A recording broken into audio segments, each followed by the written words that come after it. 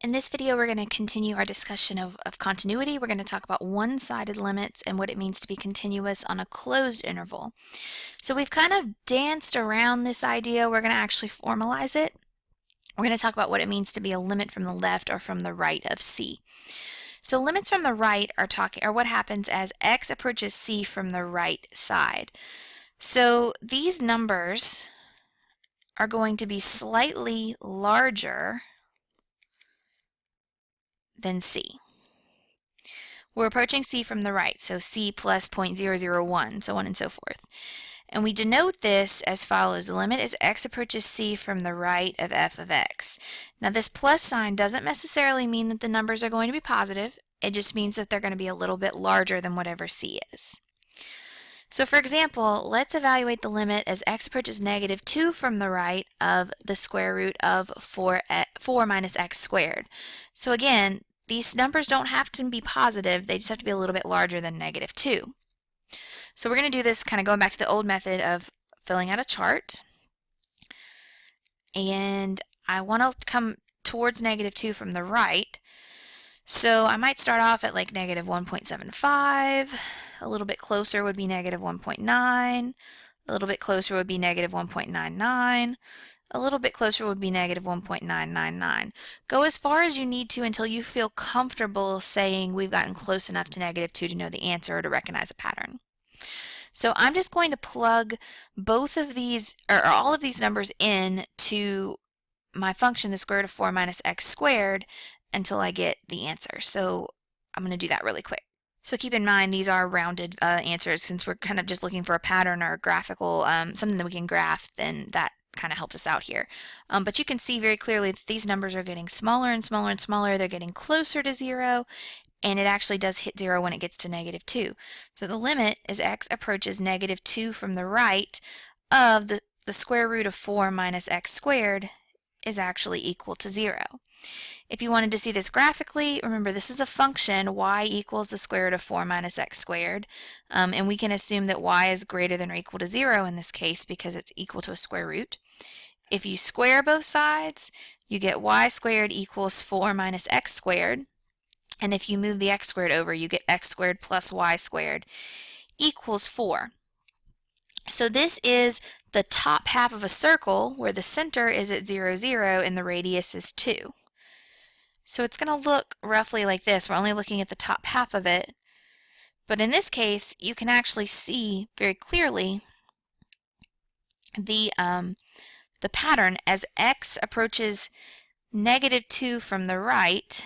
You can see that line is approaching y equals 0.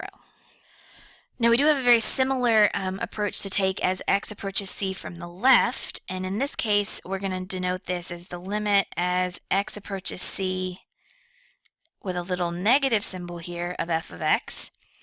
And again, these values don't have to be negative necessarily, it's just that our numbers are slightly smaller than C, slightly less than C. So let's take a look at an example of one of these. So I have the limit as x approaches 2 from the left of f of x, where f of x is x plus 2 if x is less than or equal to 2, and x minus 1 if x is greater than 2.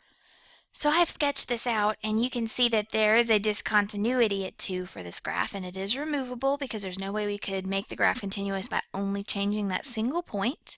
And in this case, if you look from the left, the limit as x approaches 2 from the left here looks like it is approaching 4.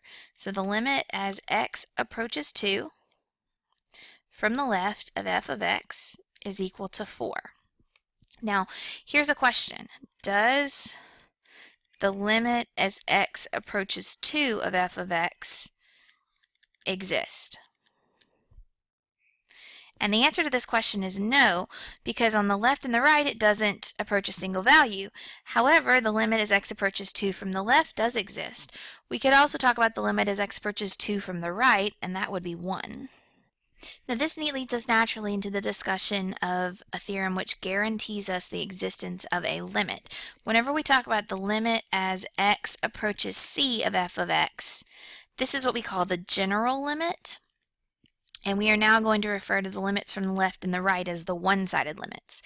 So this says let f be a function and let c and l be real numbers.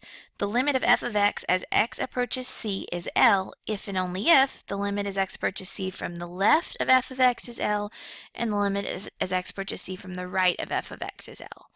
So if the limit as x approaches c from the left is not the same as the limit as x approaches c from the right, then we say the limit as x approaches c of f of x does not exist. We can also talk about a function being continuous on a closed interval AB where the endpoints are included whenever f is continuous on the open interval AB and the limit as x approaches a from the right of f of x equals f of a and the limit as x approaches b from the left of f of x equals f of b. And we say that the function is continuous from the right at a and continuous from the left at b. So this is a figure which kind of illustrates this. We are approaching a from the right, so coming onto this direction, and we're approaching b from the left of b. This would be a function that is continuous on the closed interval from a to b. So let's go back to that function we were looking at a minute ago, the square root of 4 minus x squared, and let's actually discuss its continuity. So we just want to check a couple things. I'm going to put the graph up just a second. And you can see that it looks like this, and we can verify that it is continuous on the open interval from -2 to 2. There's no holes or jumps or anything like that. It is continuous on that open interval. Number 2, let's check the limit as x approaches -2 from the left of f of x, and you can see that that limit, we've already talked about this one, is 0. I'm sorry, -2 from the right, and that would be f of -2 would be the square root of 4 minus -2 squared, which is the square root of 4 minus 4, which is 0. So that checks out. Number 3, we want to see if the limit as x approaches 2 from the left of f of x. Well, we can look at the graph and say that's also 0. F of 2 would be the square root of 4 minus 2 squared, which is also 0. So those are the same. So therefore, since all three of those things are true, we can say that f of x is continuous on the closed interval from -2 to 2. Now this particular graph doesn't really have any single point discontinuities, so we don't have to list those. It just has a closed interval on which it is continuous.